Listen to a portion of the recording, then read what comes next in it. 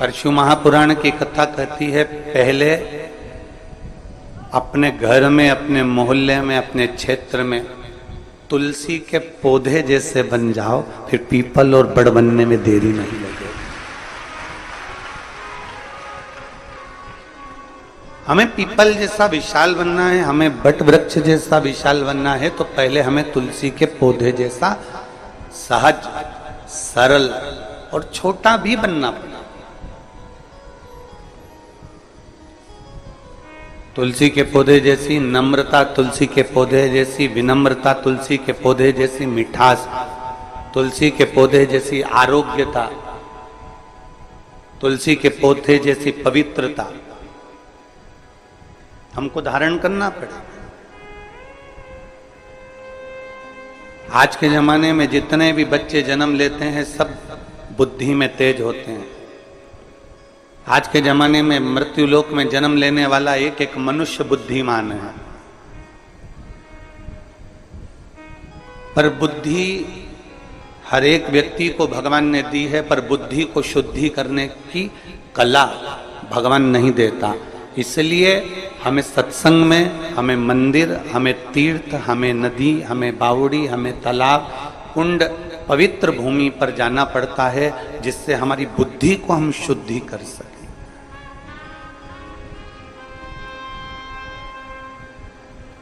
बुद्ध बनने के लिए पहले हमें शुद्ध बनना पड़ा। बुद्ध बनने के लिए पहले हमें अपनी शुद्धता को धारण करना पड़े। अब हम विचार तो करते हैं कि हम में बुद्धि है, हम में बुद्धि है, पर शिव कथा कहती है पहले आपके अंदर मन की कितनी शुद्धता है, हमारा मन कितना शुद्ध है।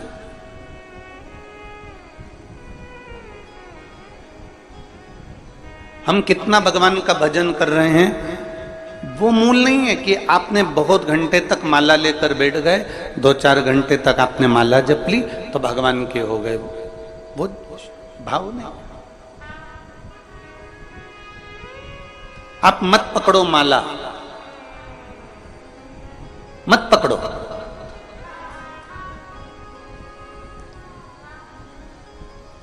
आप मत पकड़ो माला, पर निवेदन है अपने घर के बुजुर्ग माँ बाप का हाथ जरूर पकड़ कर रखना।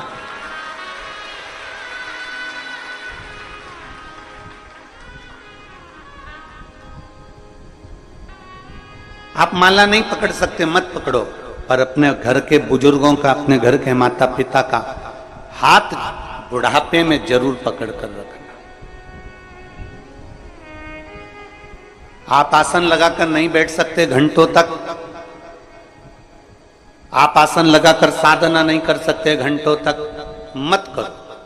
पर जब अपने माँ बाप बुजुर्ग हो जाएं तो उनके चरणों में अपनी ड्यूटी से आने के बाद, नौकरी से आने के बाद, दुकान से आने के बाद कम से कम 5 मिनट उनके पास बैठो, तो वो आसन लगाकर जो पुण्य मिलेगा वो पुण्य माँ बाप के चरणों में मिल जाए।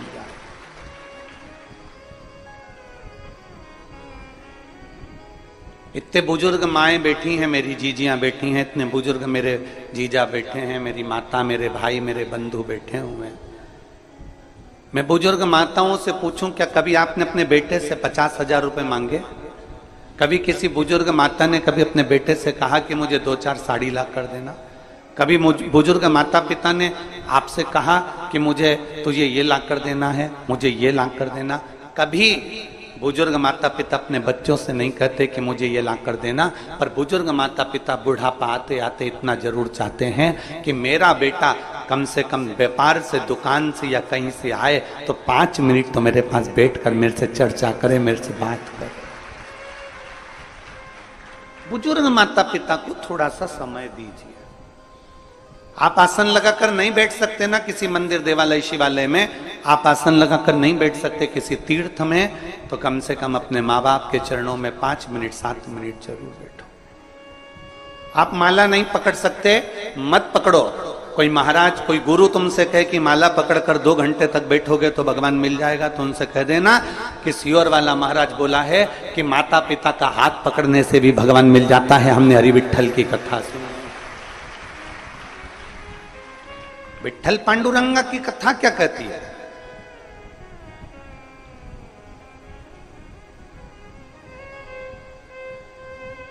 पौंडलिक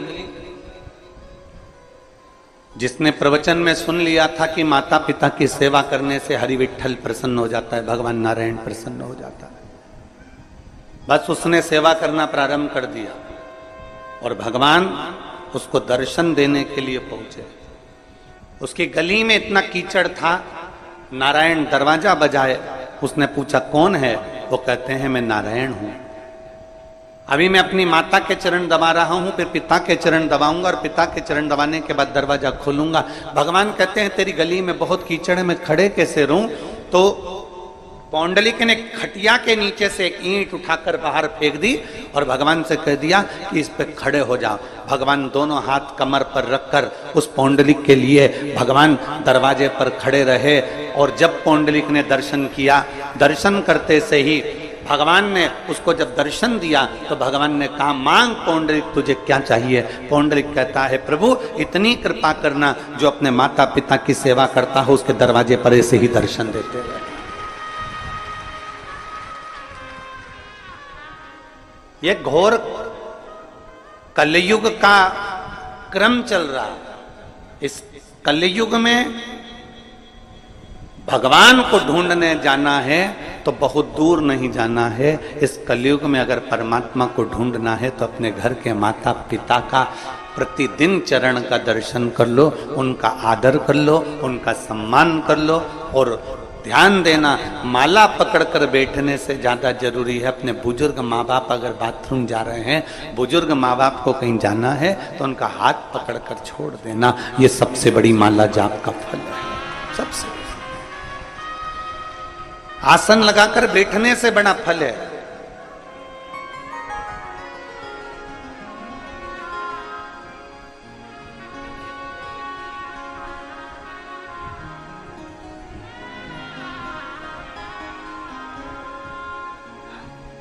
आप में से कई लोग तो हमको जानते हैं, हमारे सीहोर में मकान में आप जाएंगे तो उसमें एक हॉल है और नीचे 2 कमरे हैं और 2 कमरे ऊपर। 3 भाई, माता पिता सभी उसमें रहे। पिताजी थे तभी भी और माता जी हैं तभी भी। हम तीनों भाई का एक नियम है कि जब भी कहीं से आते हैं तो माता के पास में, पिता के पास, जब पिताजी थे तो माता पिता के पास में, अब माता जी तो माता जी के पास कम से कम आधा से 1 घंटा तीनों भाई बैठकर भगवत भजन करते, चर्चा करते।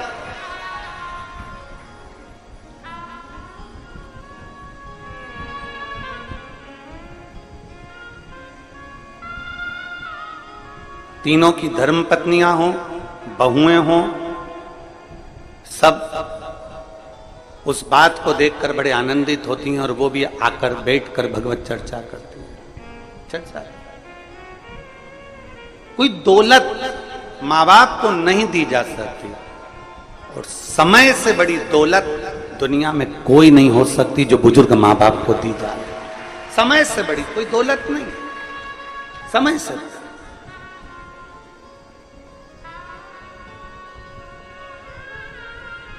कोई कह दे तुमसे कि माला पकड़ लो तो कह देना भैया हमने माँ बाप का हाथ पकड़ रखा है। कोई कह दे कि तुम आसन लगाकर बैठ जाओ, किसी तीर्थ में जाओ, कहीं बैठ जाओ आसन लगाकर, घंटों तक जप करना, अनुष्ठान करना, भगवान मिल जाएगा, उससे कह देना हमने सुना है शिव महापुराण में कि माँ बाप के चरणों में थोड़ी देर बैठ जाओ तो 1 घंटा क्या 50 घंटा क्या जीवन भर के आसन लगाने का पुण्य फल प्राप्त हो जाता है।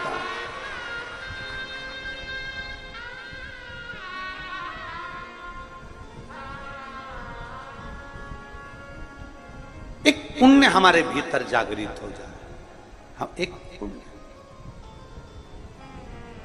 और पीपल का वृक्ष बाद में बनना, बट वृक्ष बाद में बनना, पहले घर में तुलसी के वृक्ष जैसा बन, तुलसी के पौधे जैसा बनने का प्रयास करिए। छोटा है, तुलसी का पौधा बहुत छोटा है पर इतना पवित्र है, इतना पवित्र है, बस उसके जैसी पवित्रता, उसके जैसी निर्मलता उससे उसके जैसी एक आनंदता अपने भीतर उत्पन्न करो, अपने भीतर।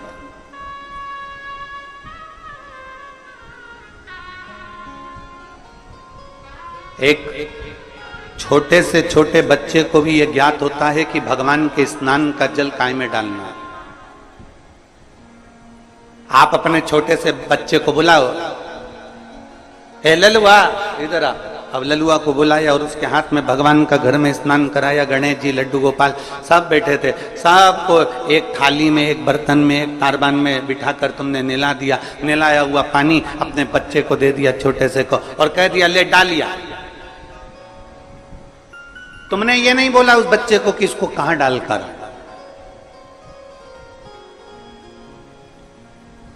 तुमने उस बच्चे को यह नहीं कहा कि इसको कहां ले जाकर छोड़ना। बस तुमने भगवान का नहलाया हुआ पानी दिया, स्नान का जल दिया, और वो बच्चा उस स्नान के जल को लेकर सीधे तुलसी जी में पहुंचता है, सीधे पौधे में पहुंचता है और तुलसी जी में ले जाकर डाल देता है। अब उसी बच्चे को तुम कपड़े धोने का पानी दे दो, उसी बच्चे को कपड़े धुले हुए पानी दे दो, बर्तन धोया हुआ पानी दे दो, पोछा लगाया हुआ पानी दे दो, और उस बच्चे कहना है ललुआ इधर आ। ललुआ आया, हाँ माँ ये ले पानी डाल कर जा। वो बच्चा तुलसी के पौधे में डालेगा क्या? जम के तो बोलो जरा, नहीं। पौधे में डालेगा नहीं, वो बच्चा उस पानी को अपने घर के बाहर पटक देगा, ओटले पर डाल देगा, सफाई में उसको प्रयोग ले लेगा।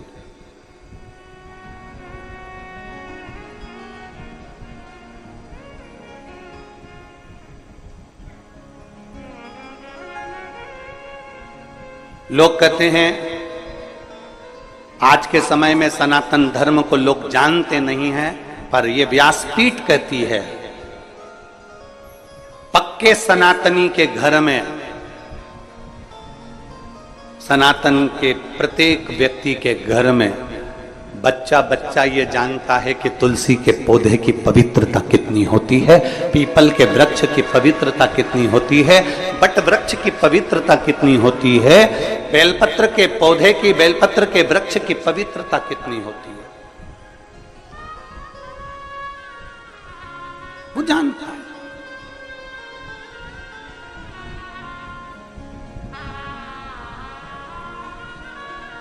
बस अपने धर्म को, अपने सनातन धर्म को, अपनी भक्ति को अंदर की ओर उतारना।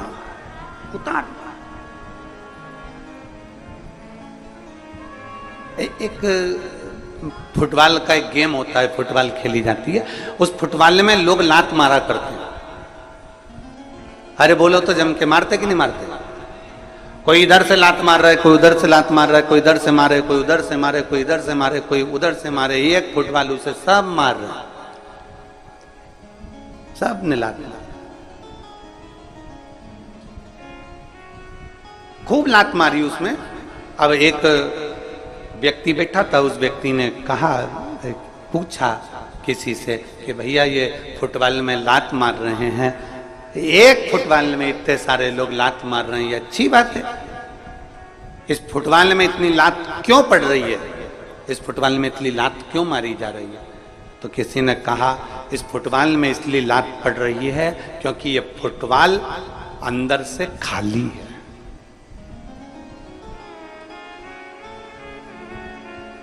ये फुटबॉल अंदर से खाली है। अगर इस फुटबॉल में सीमेंट भर दी जाती, पत्थर भर दिया जाता, इस फुटबॉल को अंदर से रेत से भर दिया जाता, तो किसी के बाप में दम होती जो लात मार देता। अरे बोलो तो जम के। फुटबॉल अंदर से खाली है तो उसको लात मारी जा रही है। फुटबॉल अंदर से खाली है इसलिए कोई इधर से लात मार रहा है, कोई उधर से लात मार रहा है, कोई इधर से लात मार रहा है, कोई उधर से लात मार रहा है। फुटबॉल में रेत भर दो, फुटबॉल में पत्थर भर दो, फुटबॉल में अगर थोड़ी मिट्टी भर दो, फुटबॉल में अगर कुछ भर दिया होता, सीमेंट आदि का आदि भर दिया होता, घोल भर दिया होता, उसमें वजन हो जाता, तो किसी में दम नहीं थी कि फुटबॉल में लात मार देते, लात टूट जाती पर वो फुटबॉल उचकती नहीं, खाली थी अंदर से, इसलिए लात मारी जा रही थी। खाली थी अंदर से, इसलिए उसको यहां से वहां लुढ़काया जा रहा था। उसी तरह शिव महापुराण की कथा कहती है, फुटबॉल अंदर से पोली है, केवल ऊपर से उसमें कवर है, इसलिए लात पड़ रही है। उसी तरह आज के जमाने में लोग कहते हैं हम सनातनी, हम सनातनी, हम सनातनी, हम सनातनी।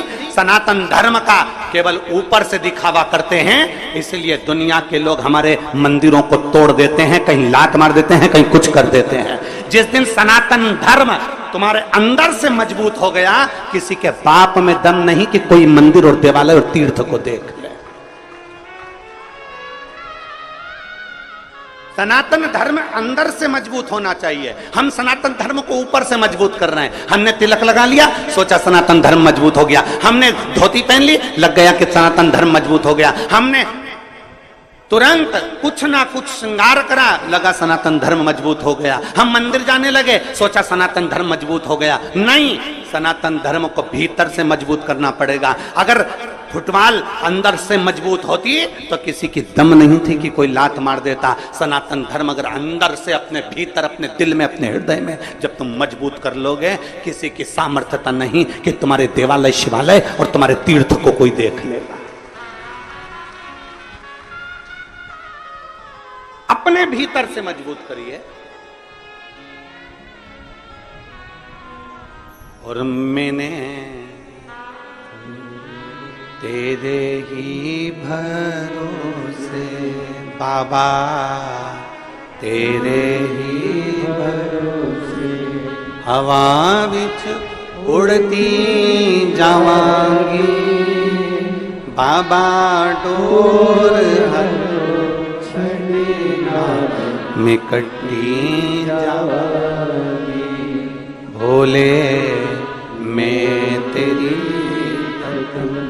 शंभो, मैं तेरी हवा बिच उड़ती जावांगी बाबा, डोर हर तो छड़ी में कटी जावांगी। हम अंदर से मजबूत नहीं हो पा रहे। दूसरे धर्म के लोग अंदर से मजबूत हो गए और अंदर से मजबूत हो गए, इसलिए उनके धर्म पर कोई उंगली नहीं उठा पाता, उसमें कोई लात नहीं मार पाता। हम ऊपर से मजबूत दिखते हैं, अंदर से पोले होते हैं। अंदर से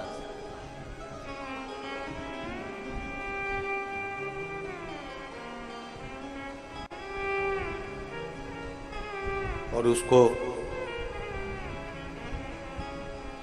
मजबूत करने के लिए आपके भीतर की निर्मलता, आपके भीतर की शुद्धता, आपके भीतर की सिद्धता, आपके भीतर का विनम्रता उसको मजबूत कर सकता है।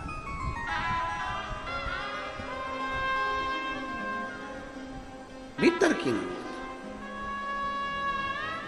एक बार माता उमा ने भगवान महेश को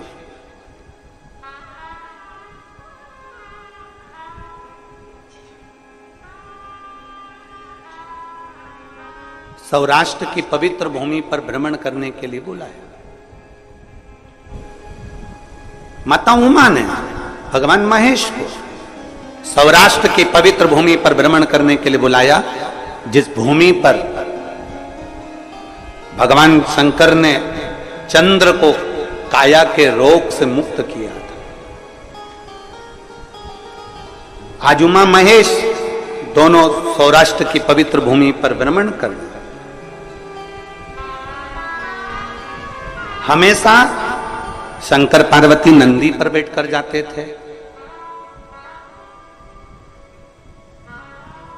भगवान शिव और सती मैया नंदी पर बैठकर जाते थे, पर उमा और महेश दोनों आज त्रिशूल हाथ में लेकर, माता उमा और महेश दोनों हाथ में हाथ मिलाकर दोनों जा रहे हैं सौराष्ट्र की पवित्र धरा भ्रमण कर।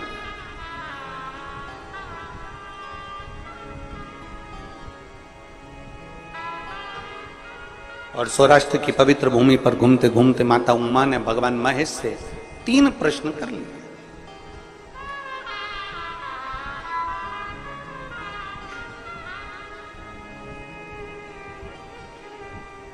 माता उमा ने भगवान महेश से 3 प्रश्न किए। उसमें सबसे पहला प्रश्न था, प्रभु आपके भक्त का सबसे बड़ा लक्षण कौन सा होता है? मां उमा पूछ रही है पहला प्रश्न, आपके भक्त का सबसे पहला लक्षण कौन सा है?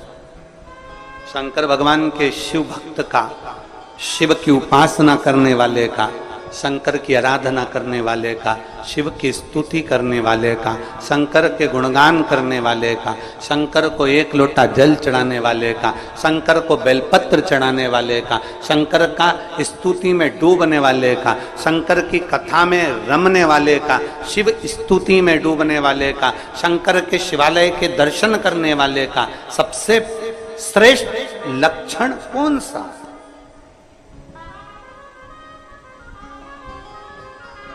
सबसे श्रेष्ठ लक्षण कौन सा? भगवान शंकर ने कहा, पार्वती मेरे भक्त का सर्वश्रेष्ठ लक्षण है विषम परिस्थिति में भी नम्र बने रहना, विषम परिस्थिति में भी नम्रता धारण। दुनिया आपकी कितनी भी विषम हो गई हो, दुनिया आपसे कितनी भी विषमता धारण कर रही हो, आपकी विषम परिस्थिति में भी आपकी नम्रता खत्म ना।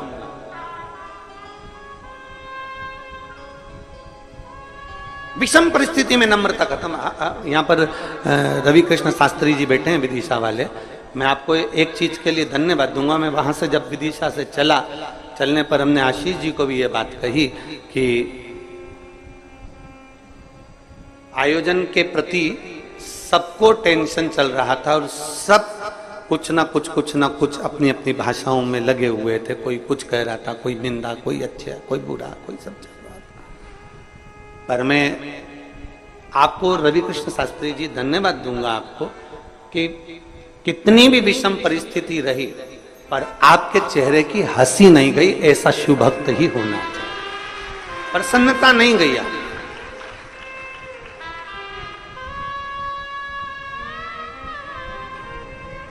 और ये बहुत कम लोगों में देखने को मिलता है महाराज। हम नारी तो बाबा की कृपा से कथाएं चलती रहती है। ये कथा पूर्ण होगी 25 तारीख को भिलाई में, छत्तीसगढ़ में प्रारंभ हो जाएगी 1 बजे से 4 बजे तक। 25 तारीख से 31 तारीख तक कथा चलेगी। फिर उसके बाद में अगली कथा फिर वहीं छत्तीसगढ़ में। पूरा सावन छत्तीसगढ़ वालों का।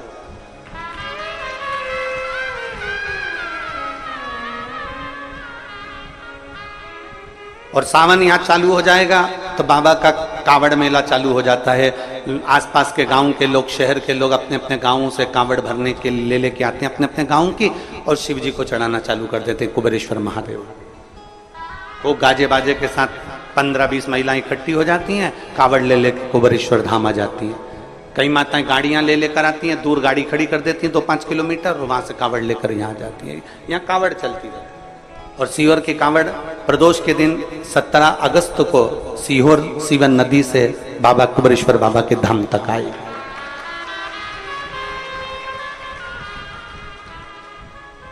ढेर जगह जावे, अनेक जगह जावे, पर ये विषम परिस्थिति में भी जो मुस्कुरा दे, विषम परिस्थिति में भी जो ठंडा है, विषम परिस्थिति में भी जो कूल है, विषम परिस्थिति में भी जो नम्रता का भाव धारण कर ले, तो समझ लेना कि वो शंकर का श्रेष्ठ भक्त हो ही सकता। विषम परिस्थिति। इसकी एक कथा आती है बड़ी सुंदर।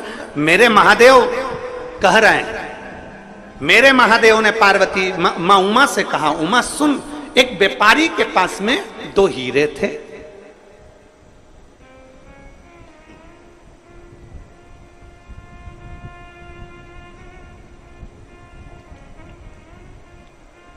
एक व्यापारी के पास में 2 हीरे थे, एक जैसे, सेम, बिल्कुल एक जैसे, और दोनों कीमत वाले, दोनों में कीमत।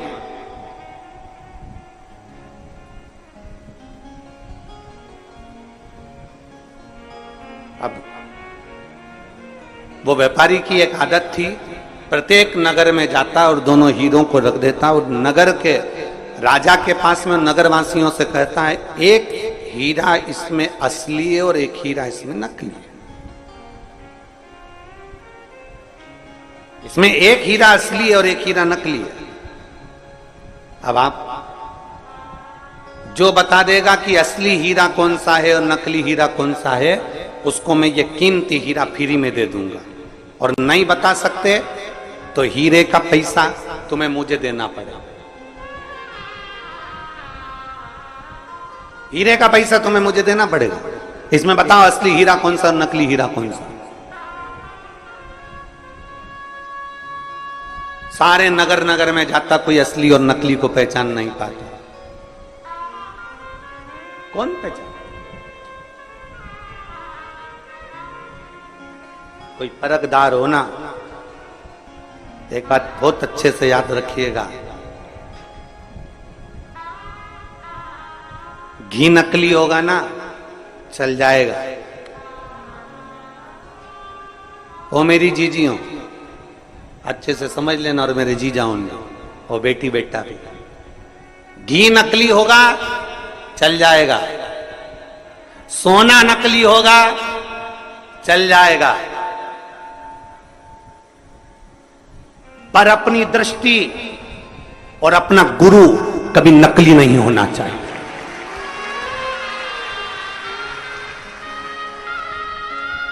घी नकली है ना चलेगा, सोना नकली है चलेगा, बीज नकली है चलेगा, अन्न नकली है चलेगा, पर अपनी दृष्टि और अपना गुरु नकली नहीं होना चाहिए। पानी पियो छान और गुरु करो जान। बहुत सोचना समझना, ये नहीं कि 1 साल 2 साल हमने किसी को परख लिया और गुरु कर लिया ना। खूब सोचो समझो परखो। सोना नकली चल सकता है, घी नकली चल सकता है, पर गुरु नकली नहीं चल सकता। इसलिए अपनी दृष्टि ऐसी करना कि तुम्हें समझ में आना चाहिए कि गुरु बनाने के लायक है कि नहीं है।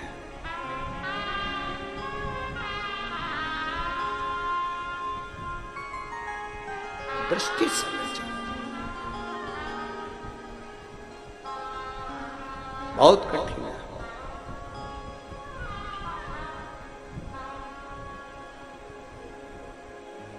महाराज, आज के जमाने में असली घी नहीं मिलता,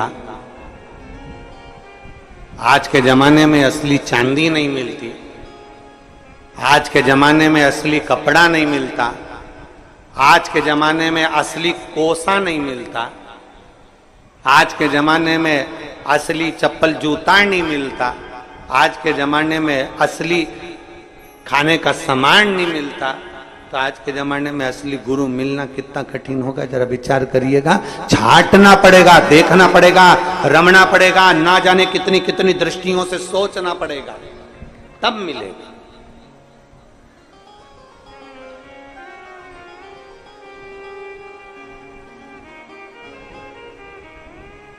बहुत सोच, असली कौन सा इसमें, नकली कौन सा।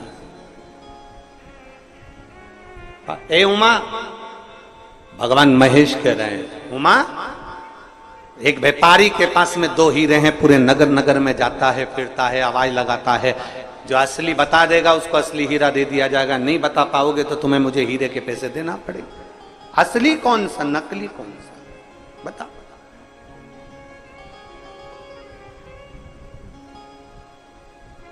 हमारे मालवा के संत श्री पंडित श्री कमल किशोर जी नागर जी महाराज अपनी भाषा में कहते हैं, हीरा को परखइयो राम कोई,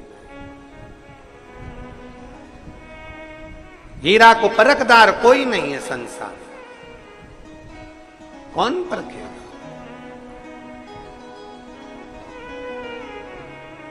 कुछ को परखोगे, कैसे परखोगे? परख के नेत्र चाहिए। अपने नेत्र जितने परखैया होंगे उतना उतना हम असली गुरु को पहचान सकेंगे।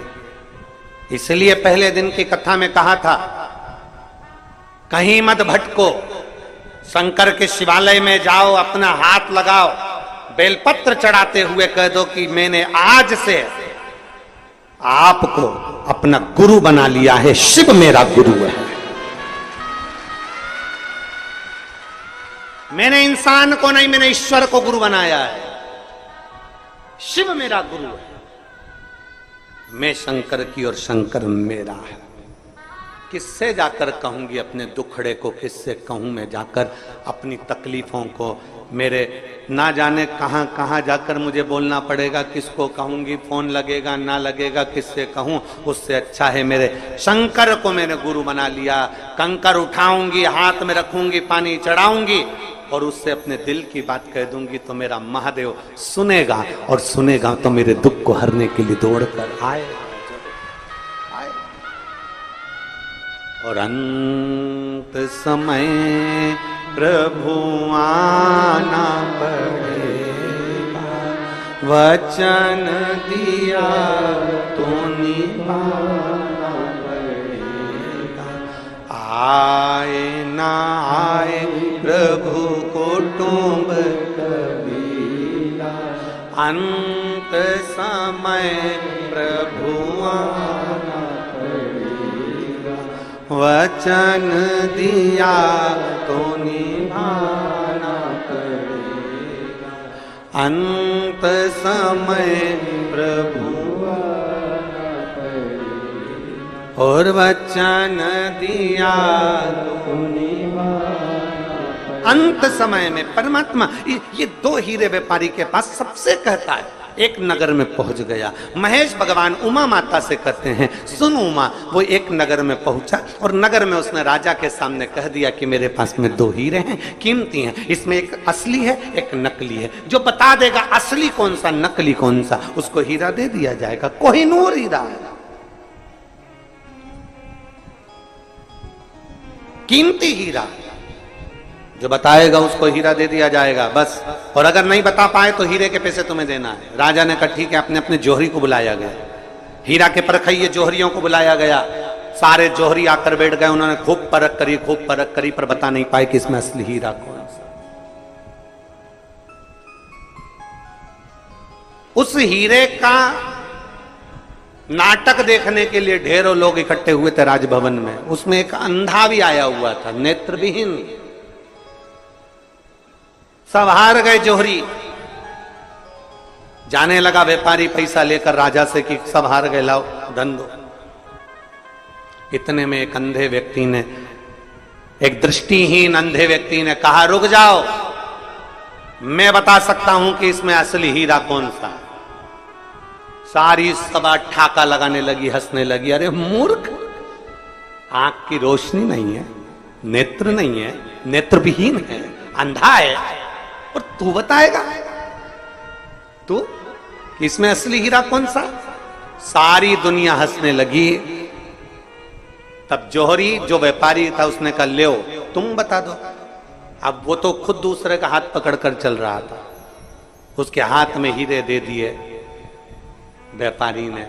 राजा अपने सिंहासन पर फिर बैठ गया और ध्यान करने लगा कि ये अंधा कैसे बता सकता। राजा ने अपने दूतों से पूछा, ये जोहरी है क्या? नहीं। कोई व्यापारी है क्या? नहीं। ये तो जन्म से ही अंधा है, नेत्रविहीन है, इसने कभी हीरा देखा? नहीं। तो फिर ये कैसे बताएगा? पता नहीं। भगवान महेश कहते हैं, उमा, उस अंधे व्यक्ति के हाथ में हीरे आ गए। वो अंधा व्यक्ति दोनों हीरों को लेकर राजमहल से बाहर चले गया और बाहर जाकर उसने दोनों हीरों को जमीन पर पटक दिया। दोनों हीरों को जमीन पर पटक दिया। साथ वाले से कहा कि हीरा लाकर मुझे दे दे। थोड़ी देर बाद उसने हीरे लाकर दिए।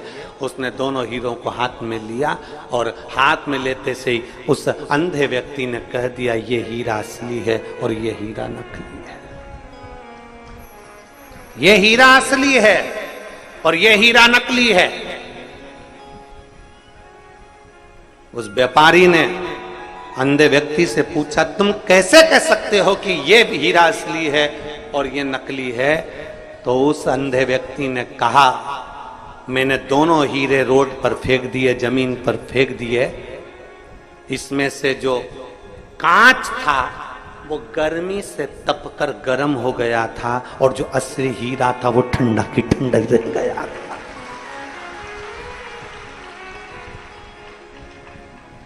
गर्म विषम परिस्थिति में क्रोध आ जाना, विषम परिस्थिति में गुस्सा आ जाना, विषम परिस्थिति में हर कुछ बोल देना, विषम परिस्थिति में परेशान हो जाना, विषम परिस्थिति में तुम कुछ को कुछ बोल दो, विषम परिस्थिति में तुम्हें अगर क्रोध आ रहा है, विषम परिस्थिति में आप अगर गलत पथ पर जा रहे हो तो समझ लेना कि आप हीरा नहीं हो, आप कांच के टुकड़े हो।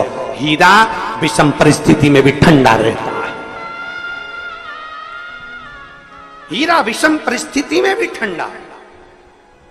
कितनी भी धूप पड़ जाए, कितनी भी गर्मी आ जाए, जो असली हीरा अगर कोई माँ पहनती हो, असली हीरा कोई भाई पहनता हो, अगर कितनी भी गर्मी पड़ जाए, कितनी भी धूप पड़ जाए, असली हीरा गर्म ही नहीं होता। असली हीरा ठंडा की ठंडा ही रहेगा, कूल की कूल रहेगा। उसी तरह शंकर भगवान कह रहे हैं, माँ उमा से मेरा जो भक्त होता है, अगर असली मेरा भक्त है तो वो हमेशा कूल की कूल, ठंडा की ठंडा और विनम्र की विनम्र ही रहता है। ये उसकी पहचान है, हीरे की पहचान है। ये हीरे की पहचान है। आजकल बहुत कांच के टुकड़ों को तराश तराश के बेचा जा रहा है और कह दिया जाता है कि असली हीरा है। हीरे की चूड़ी, हीरे की अंगूठी, हीरे के कान के, हीरे का नेकलेस, हीरे का नेकलेस, सबने कह दिया हीरे का नेकलेस। उठाओ हीरे के नेकलेस को जरा बाहर रख कर देखो थोड़ी देर, ठंडा है कि गर्म है। कांच को तराश कर हीरा बनाया जा रहा है, पर कांच कांच ही रहता है और हीरा हीरा ही रहता है। हीरा विषम परिस्थिति में भी कूल, ठंडा, नम्र, नाजुक, सरल रहता है। नम्र। एक पत्र है,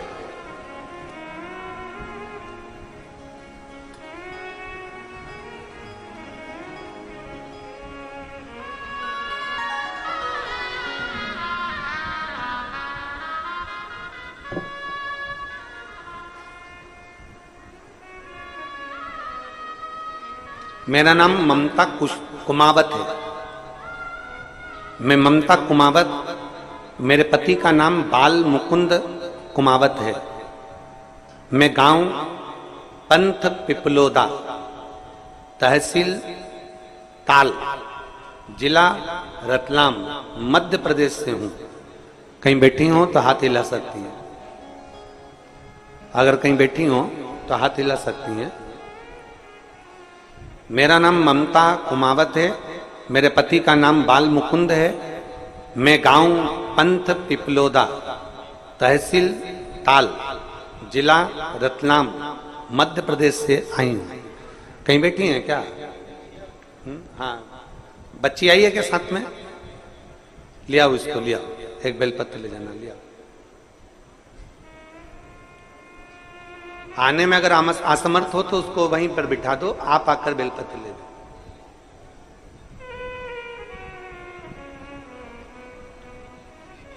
– 2019 में मेरी इस बेटी की तबीयत इतनी ज्यादा खराब हो गई थी, जयाश्री कुमावत की, कि ना पांव से चल पाती थी, ना हाथ हिल पाता था, ना सुन पाती थी, ना बोल पाती थी, ना बैठ पाती थी, पलंग पर पड़ी रहती थी।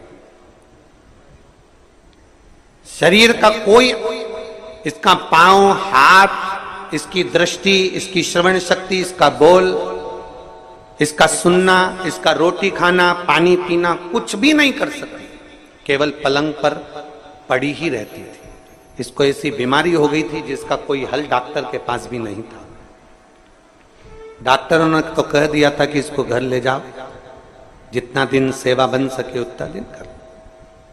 2019, 2020, 2021 इसकी तबीयत और गिरती रही और यह पलंग पर पड़ी की पड़ी रही। पहली बार हमने 2022 में आपकी कथा सुनी और हमने सुनते से ही उसी समय पर आपकी कथा गुरु पूर्णिमा की सीहोर में हो रही थी। तब हम 11/7/2022 को गुरु पूर्णिमा के समय पर कथा सुनने के लिए पंडाल में आ गए और एक दिन की कथा हमने गुरु पूर्णिमा की सुनी और सुनने के बाद बाबा के कंकर शंकर की पूजन कर कर जल चढ़ाकर बेलपत्र लेकर चले गए। घर जाकर हमने बेलपत्र बच्ची को दिया और जल चढ़ाना प्रारंभ कर दिया। इतने सालों के बाद 2019 से लेकर 20, 21, 22 तक वो उठकर खड़ी नहीं हुई, बैठी नहीं, न खा पाती, न बोल पाती, न सुन पाती। 2022 पर जब हम पहली बार गुरु पूर्णिमा उत्सव करने के लिए आए, एक दिन की कथा सुनकर जब हम गए, बाबा की ऐसी कृपा हुई गुरुदेव कि मेरी बेटी खुद पलंग पर बैठी और चली भी और हाथ से काम भी करना प्रारंभ करा। उसकी सुनने की शक्ति, देखने की शक्ति और बोलने की शक्ति भी आई। मैं बाबा को, मेरी बेटी इतनी भी खड़ी हो गई ना गुरुदेव तो मुझे संतुष्टि है, क्योंकि उसको पड़ी हुई देखती थी तो आंख में आंसू भर आता था। इतने सालों के बाद मेरी बेटी उठकर बैठी, मैं बाबा को धन्यवाद देने के लिए आई। ये शिव तत्व है, योग है। एक विषम परिस्थिति में भी अगर आपका चित्त, आपका मन भगवान में रमा हुआ है, एक विषम परिस्थिति में भी आप भगवान के, वो लिख रही है कि ये कभी उठ भी नहीं सकती थी, डॉक्टरों के हिसाब से केवल पलंग पर पड़ी रहती थी, खुद उठी, खुद बैठी और शिव कृपा से ये चली भी। ये शिव भक्ति है, इसको ओघड़नाथ की भक्ति कहते हैं। जो 19, 20, 21, 22 तक भी जो ना चल पाई हो और डॉक्टर के हिसाब से पलंग पर केवल पड़ी रहना है, ना चलेगी, ना बैठेगी, ना हाथ पांव ना सुन सकेगी, ना बोल सकेगी, ना देख सकेगी। और शिव की भक्ति जब हमने दिल से करी है तो वो शंकर भी दिल से देता जरूर है, उसके दरवाजे से कोई खाली जाता है, कौन खाली जाता और खाली ना जाता कोई दर से तुम्हारे। एक बात इन्होंने लिखी, पहले पूरी अच्छी थी पर एक बीमारी जो डॉक्टर के पास भी उसका हल नहीं है, वो बीमारी से ग्रसित हो गई, बीमारी से ग्रसित 3-4 साल नहीं उठी, पड़ी रही, उठ ही नहीं सकती, बैठ भी नहीं सकती, हाथ पैर भी नहीं हिला सकती, सुन बोल भी नहीं सकती। एक विश्वास, आपने शिव के मंदिर जाना प्रारंभ कर दिया और खाली ना जाता कोई दर से तुम्हारे, खाली ना जाता कोई दर से तुम्हारे, मैं भी खड़ी हूँ बाहें पसारे अपने से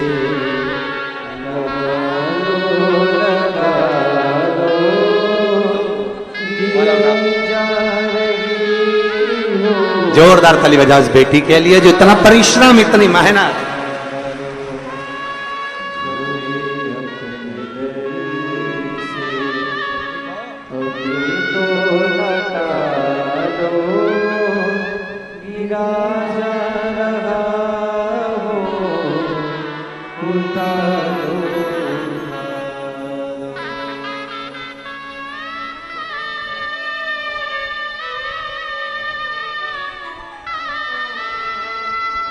कई साल तक पलंग पे से बैठी नहीं, पलंग पे से उठी नहीं, सारा कार्य पलंग पर करती थी, आज उसमें इतना बल कि वो चलकर कथा के पंडाल तक पहुंची है, तो शिव की कृपा स्वयं करुणा सागर की करुणा।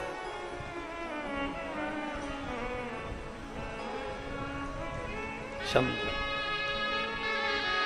और रिश्ता तेरा मेरा सबसे प्यारा, रिश्ता तेरा मेरा सबसे प्यारा, तू मेरा बाबा मैं हूँ तेरा लाला, मैं हूँ तेरा लाला।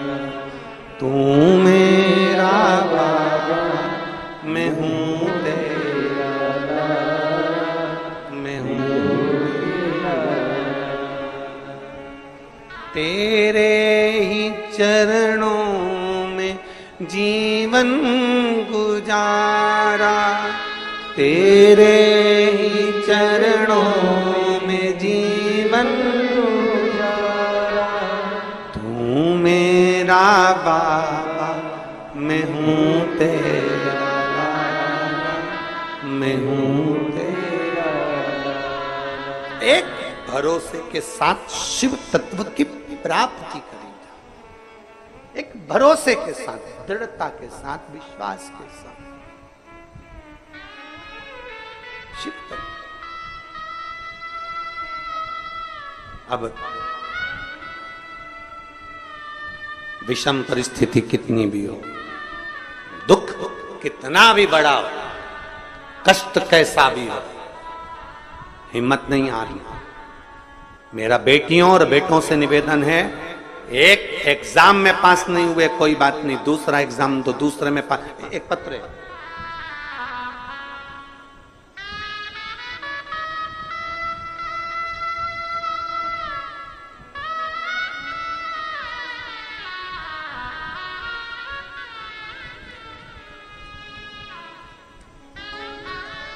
मुस्कान नेमा, पता नागेश्वर मंदिर के सामने, छिंदवाड़ा, मध्य प्रदेश। कहीं बैठी हैं मुस्कान जी? कहीं बैठी हो तो हाथ हिलाइएगा। आप ही हैं? श्री शिवाय नमस्तुभ्यं। आइए, पहले आपको बधाई, बहुत बहुत पधारिए। मैं मुस्कान नेमा, पता नागेश्वर मंदिर के सामने, छिंदवाड़ा से आई हूं। गुरुजी, मैं कुबेरेश्वर बाबा का क्या वर्णन करूं। मेरी मम्मी पापा आपकी कथा सुनना चालू करे हैं और उन्होंने मुझे भी इस कथा में लगा दिया। मैं कई समय से सीए का एग्जाम दे रही थी पर क्लियर नहीं हो पा रहा था। गुरुदेव, बहुत प्रयास करा, बहुत मेहनत करी, पर आखिरी में मेरी हिम्मत टूट गई। तब मम्मी पापा दोनों बोले, तू चिंता क्यों करती है, शिवजी पर एक लोटा जल चढ़ाना प्रारंभ कर, बाबा की भक्ति करना प्रारंभ कर। मैंने फिर एग्जाम दिया पर उसमें भी मैं क्लियर नहीं हो पाया। फिर तो मेरा मन और रूठ गया कि मैंने शंकर जी को जल चढ़ाया, बाबा ने मेरी क्यों ना सुना। पर मेरे माँ और मेरे पिताजी ने फिर कहा, हिम्मत नहीं हारना। वो सीहोर वाला महाराज कहता है कि फिर मेहनत कर, और जितनी मेहनत इतने सालों में करी उससे चौगनी मेहनत तू अब कर। और मेरे माँ बाप ने आपके बारे में बताया कि वो कहते हैं कि चौगनी मेहनत कर और पीछे मत हटना, बाबा को एक बेलपत्र शहद लगाना और बाबा का भजन करते करते जाना, आखिरी में बाबा देख लेगा। मेरी बेटी ने पशुपतिनाथ का व्रत किया, मेहनत करी और खूब मेहनत करी, और मेहनत के साथ में एक बेलपत्री शंकर भगवान को चढ़ाकर फिर श्री शिवाय नमस्तुभ्यं बोलते हुए समीपत्र का प्रयोग करते हुए गई। आज मेरी बेटी बाबा की कृपा से सीए बन गई और बाबा ने उस पर करुणा कर दी। मैं शिव को धन्यवाद देने के लिए, शिव तत्व की प्राप्ति, एक संघर्ष, एक आपका परिश्रम, एक आपकी मेहनत,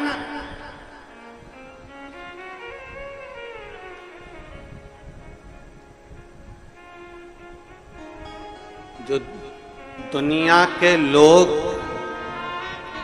जो बदनाम करने वाले होते हैं ना, वो केवल इतना कहते हैं कि सीहोर वाला महाराज तो शहद में लगी बेलपत्र चढ़वाता है और लोगों से कह देता है कार्य हो जाएगा, पर पूरी बात कभी नहीं दिखाते कि सीहोर वाला महाराज कहता है कि अपनी मेहनत को 4 गुना बढ़ाना है, फिर बेलपत्र चढ़ा कर जाना।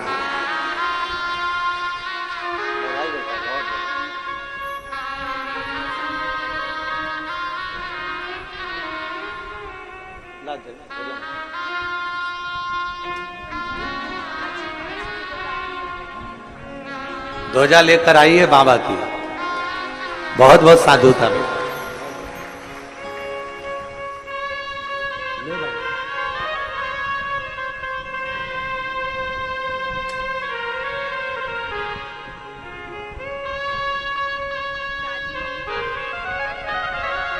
बधाई आपको, बहुत बहुत शिव।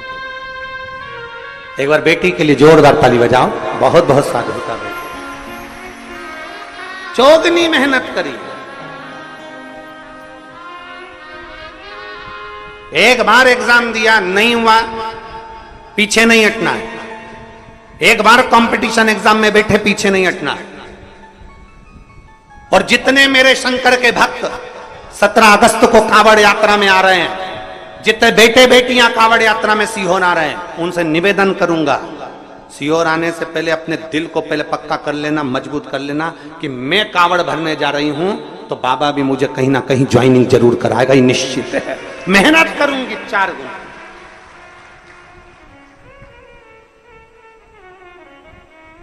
जब 17 अगस्त को आप कावड़ भरने आए तो आपके अंदर एक अलग से एनर्जी होना चाहिए, एक अलग से बल होना चाहिए कि मैं यहां कावड़ चढ़ाने के बाद जाऊंगी और खूब मेहनत करूंगी, खूब मेहनत। और मेरा विश्वास करता है मैं उत्तीर्ण होकर रहूंगी, आगे बढ़कर रहूंगी। एक उत्साह, एक उमंगता, एक पत्र देखिए।